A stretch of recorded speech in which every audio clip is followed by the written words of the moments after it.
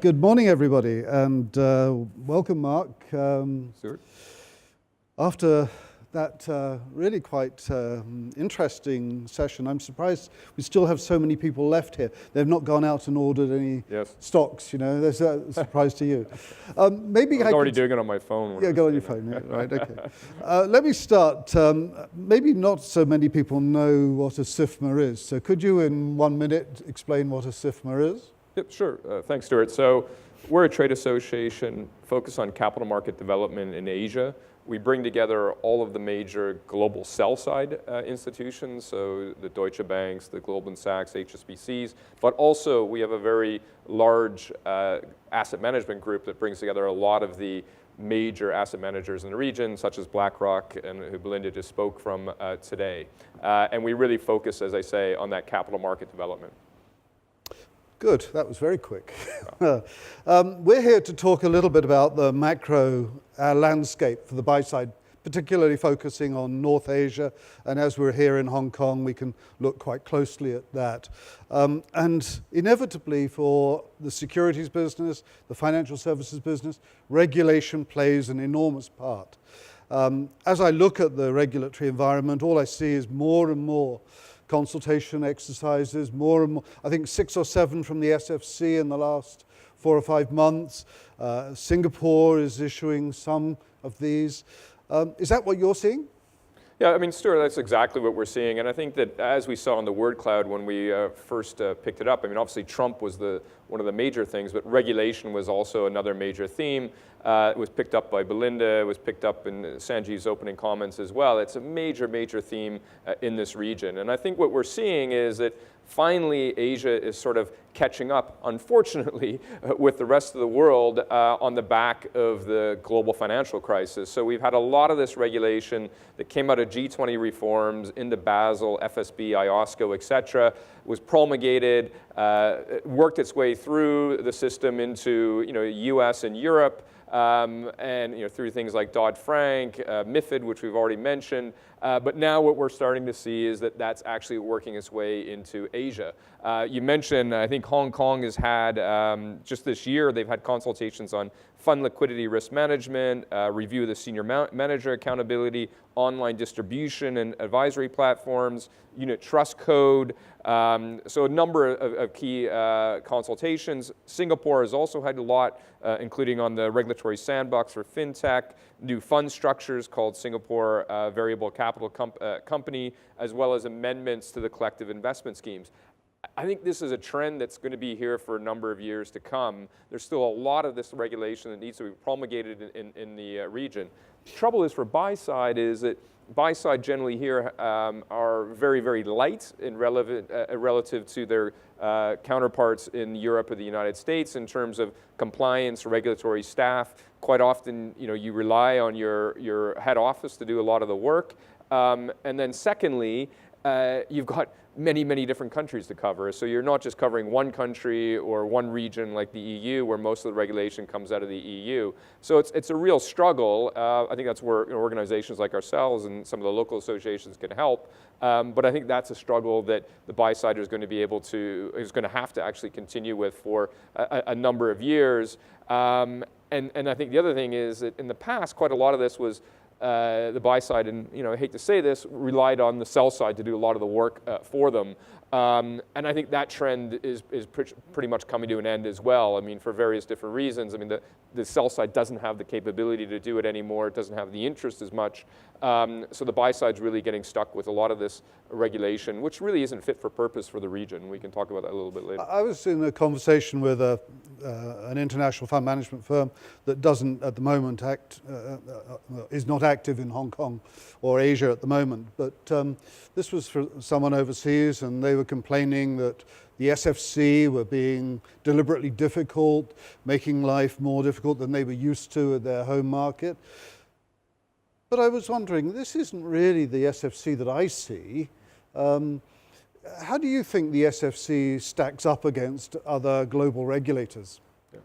I think it's a good question. I mean, I mean, personally, I don't see the SFC as being a more difficult regulator than the Europeans or the Americans. In some ways, I see them being more accommodating. I think both the SFC and the MAS have a challenge, right? I mean, these cities are financial centers, and they need access to the capital. They need access. They need to be able to actually bring in the firms such as yourselves out here in the audience from the asset managers into these centers to be able to encourage them to operate. And the challenge is that in this environment after the global financial crisis, they've got to be compliant with these global regulations. If they're not compliant or not seen to be compliant, they run the risk of being cut off by the Americans and by the Europeans.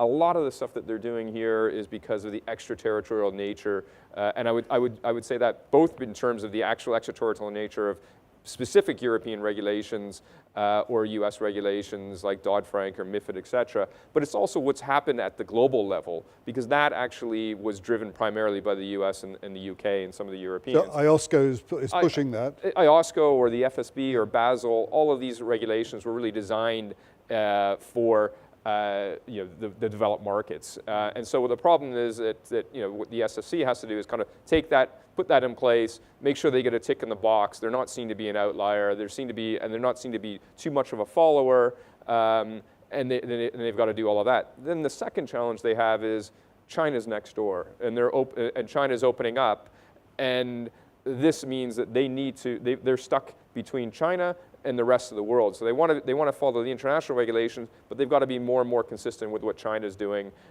in the medium to long term. That's a big, real challenge for them. So if I look at what you're saying, that the lead is coming from the big regulators in Europe, US. Ashley Alder is the CEO of the SFC here. He's the head of IOSCO globally. Right. Do you think because of that, he's trying to push forward the SFC to catch up in some instances? I think that's a sense that some people have, is that because he's the chair of IOSCO, SFC is moving faster than, say, MAS is. But I think that MAS will have to catch up. So maybe we're just seeing it a little bit earlier here in Hong Kong than maybe you see in Singapore.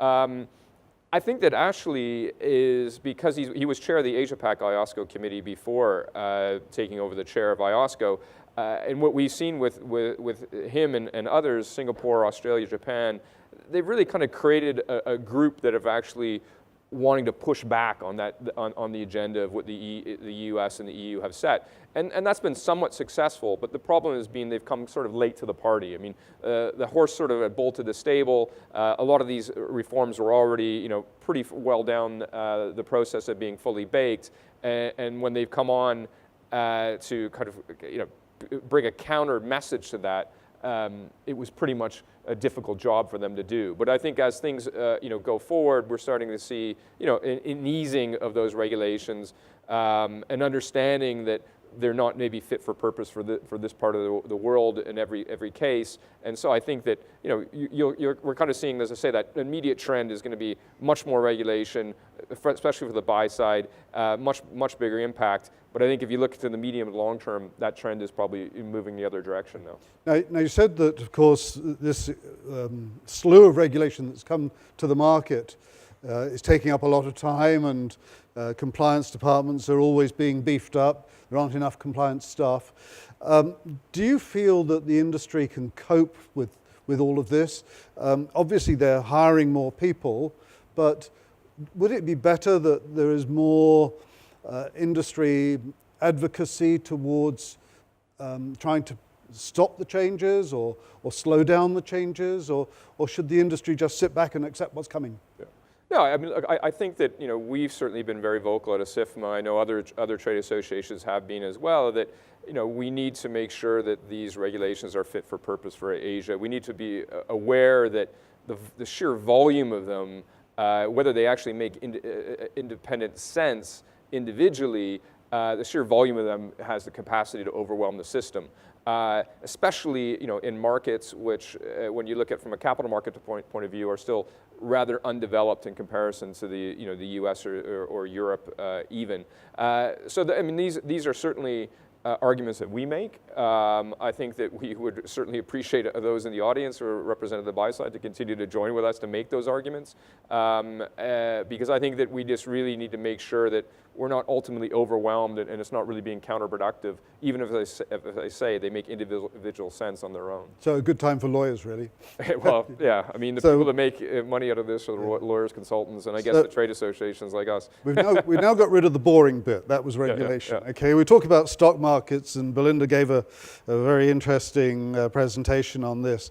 I can't help but think that, you know, with stock markets at such high levels, we're getting into bubble territory. Yeah. We're not seeing Asia yet up to those very high levels, although it's been picking up quite sharply. Is there a danger here? Should we be concerned, or do you think there's plenty more upside to go? Well, I think as Belinda put out in her slides, I mean, if you look at what's been going on, I mean, emerging markets have actually underperformed in the equity space over the last number of years, but in the last year have caught up, well, or have had a better year anyway than the U.S. And Europe is in the same, as at a better year in the U.S. So, and I think that actually, in my sense, that's actually a good thing, because they have underperformed. If you look at the PE ratios, you know, Asia still looks good. I mean, it doesn't look overvalued. If you compare emerging market Asia, which I think is about 15 on the PE, the developed markets about 22. The U.S. is a little bit over that. Some developed markets are obviously even more over that. I think that's where the bigger concerns are as compared to Asia. I think going forward, though, you know, there are concerns, and I think Belinda set them out quite well. I mean, China still is a concern. They had a pretty optimistic view on China. I think there can be certainly put forward a more pessimistic view around the debts, around the restructuring that needs to go ahead, whether the pace of that can actually go at a pace that will be able to kind of keep ahead of the growing debt concerns. So I think China certainly is a concern. My personal view, I don't see China blowing up anytime soon. I think even as she noted on her slides, foreign currency loans are still pretty low to foreigners. I think that's one of the things, as anybody who's been through the Asian crisis here will know, is one of the things that easily can trigger a crisis. That's still low, but actually, if you saw on her slides, it's growing, and it's been growing quite substantially in the months ahead, and the months that have just gone by. So if you look at months ahead, that keeps on going. I think that's something to really watch. I think the other thing for Asia is what's going on in the U.S., which I don't think she mentioned. She did. I missed it. Was interest rate rises. I think interest rates are likely to rise, and everybody's calling for them to rise over this year and next year. I think that's going to have a big impact on Asia, and especially in the debt side. You're going to see a lot of sucking sound of money going back to the U.S. What is that going to mean for those that are actually, you know, left holding the bag here in Asia? What is that going to mean for the property markets? What is that going to mean for the property market here, which is, you know, very heavily overvalued, even if maybe supply needs to be more. I don't know how many of those property holders are going to be able to cope with, you know, 6 to 8 rises over the next couple of years. You think it'll be that many? Well, that's what a number of people say, right? So I mean, I think it probably will be less. But if it does go 6 to 8, I think, you know, cities like Hong Kong and the property market So you're identifying some particular triggers that might burst a bubble, but the bubble is still some way to grow. Well, I think on the equity side, I think it's still got some way to go in the emerging markets for sure. But on the debt side, it's a different story, right? I mean, I've already mentioned related to China, Hong Kong, Singapore. There's a lot of debt here. If you look relative to other emerging markets, so I think that's where the crisis would most likely come from, rather than the equity side. Now, of course, if markets do well, fund managers are doing well, and the fund management industry does seem to be picking up a lot of new money, although vast amounts of that money are going into exchange-traded and index funds rather than into active funds.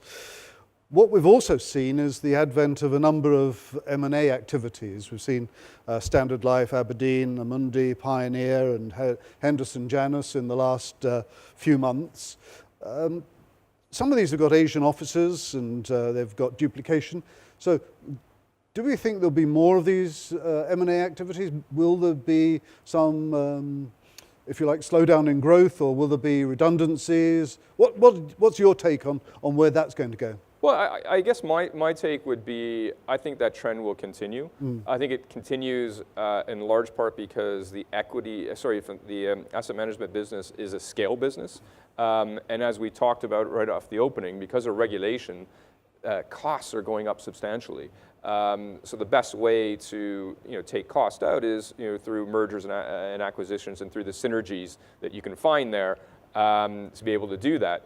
So I think that trend will continue. So I think there's a possibility within the industry of being more redundancies.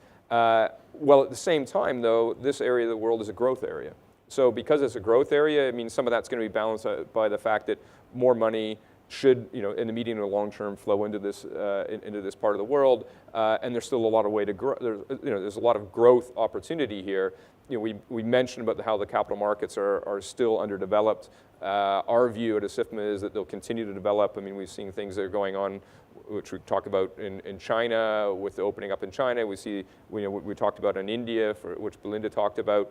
There's a lot of opportunity here for the markets to grow. That's going to bring more money in for sure. So I think, well, that trend of mergers and streamlining of operations related to that will probably continue. I think it will be offset by these funds growing in the medium. But what we haven't seen, though, are any mainland China asset managers or even banks, I suppose, trying to buy into the fund management industry internationally, and yet they're getting to be fairly cashed up. So if there's a bit of activity going on, you'd think they would put some money out there. Is there a reason they're not? I mean, that's a really good question. I mean, we've seen it in the bank side. So, you've seen CITIC by CLSA, you've seen ICBC by Standard Bank. So that's obviously happened on the sell side, and we expect that to continue.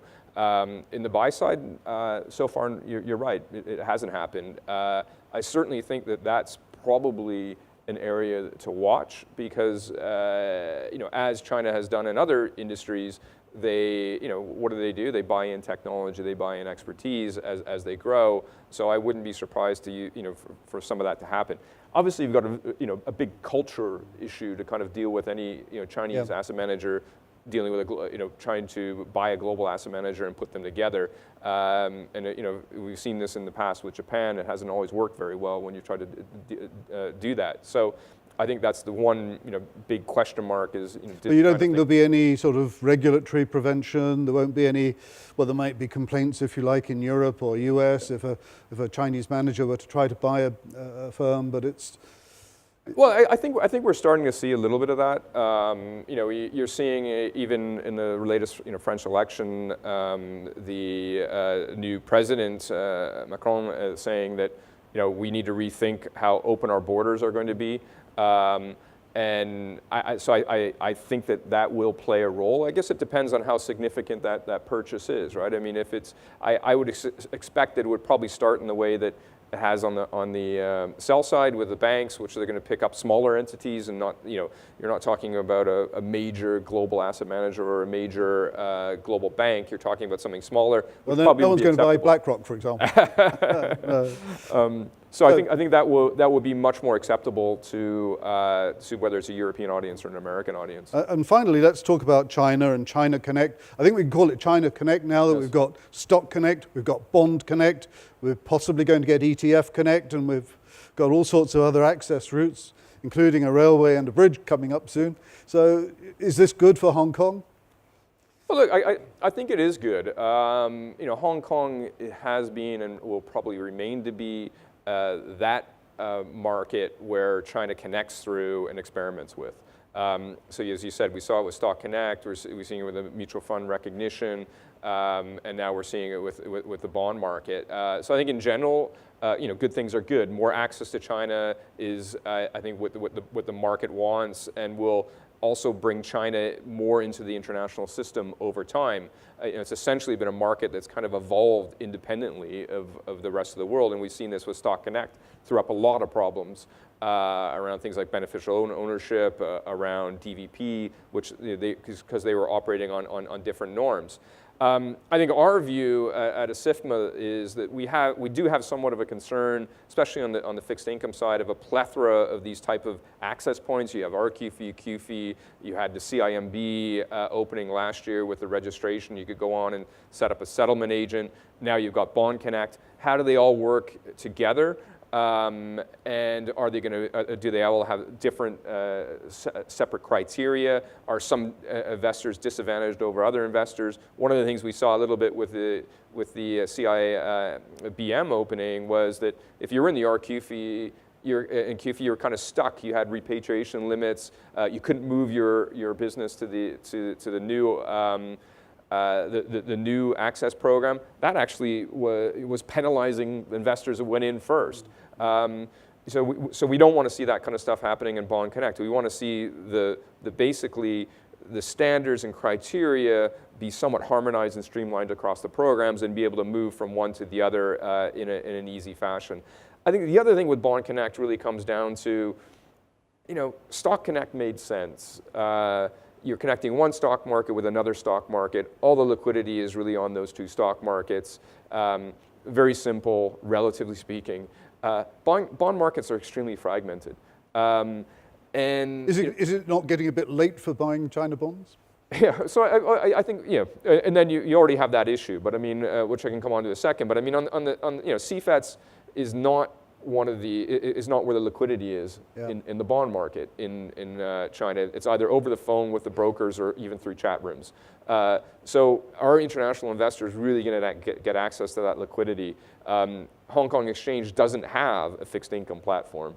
So the rumor is they're partnering with one of the big international players. But is that going to be clunky? Is that going to be expensive? You're still going to have to do one of the things you didn't have to do in Stock Connect is your KYC and create credit lines with those onshore. You're going to have to do that. So if you're sitting in Hong Kong or Minnesota or Switzerland, you're still going to have to do this KYC. I think that's going to make this really, really clunky and not as successful as Stock Connect. Now, we've got a few questions from the audience, and there's still time for a few more questions. They're coming from Anonymous in the fifth row on the left-hand side.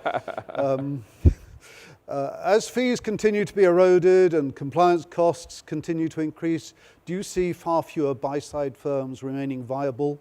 Will the consolidation continue? You've covered part of that, I suppose. Yeah, I think that is, you see fee pressure, you see cost increase. I think, as I mentioned, asset management is an economies of scale business. So I think we're going to see that trend of those that are large getting larger and others that are likely to merge. I mean, what I don't want to say though is that there's obviously specialist funds that have particularly either good research, good insights, or a particular competitive advantage. I think that they will be here and they will remain. But I think that those kind of in between, there's going to be more and more pressure on. Anonymous again in the 10th row on the right-hand side. Obviously a Thomson Reuters fan. How is technology helping the asset management industry to protect their margins? Wow, that's a good question. I mean, if you're getting at distribution, then I think that technology has a role to play on the distribution side through online platforms and enabling the clients on the retail side to be able to actually select providers and select funds in a much more efficient way than going through the local banks. We'll have to see how that plays out. We're starting to see that a little bit in China, and you see things like Ant Financial really eating the bank's lunch. So far, that hasn't happened in places like Hong Kong, Singapore, but I think that's the space to certainly watch. And can they protect themselves? Because obviously we've just had this big scare at the weekend. Are buy-side firms adequately protecting themselves? You mean in relation to cyber attacks and, yes, and exactly. that? Well, look, I think that cyber attacks are here to stay. I mean, I think what happened over the weekend. I mean, we've been saying as collectively as a global industry that cyber has to be taken a lot more seriously, and it really needs global coordination. What we don't like to see is what's happened recently, where China goes its own way, other countries are doing their own thing, uncoordinated. I think what's happened over the weekend actually, ironically, is a good thing, because what's really started, you already see the G7 responding yesterday and saying we need to set a framework. I think you're going to see a lot more global cooperation that's going to leave the national protectionist tendencies at the door, because what they realize is, if you don't cooperate globally, you don't create strong systems which are able to deal with cyber, you're putting yourself at massive risk. I think inside obviously those who got hit by that probably don't see it as a good thing, but I think from the market as a whole, it is actually a wake-up call, which I think we're already seeing governments respond to. Okay, well, we have more questions, but I see our time is up. So Mark Austen of ASIFMA, thank you very much. Great. Thank you, Stewart. Thanks.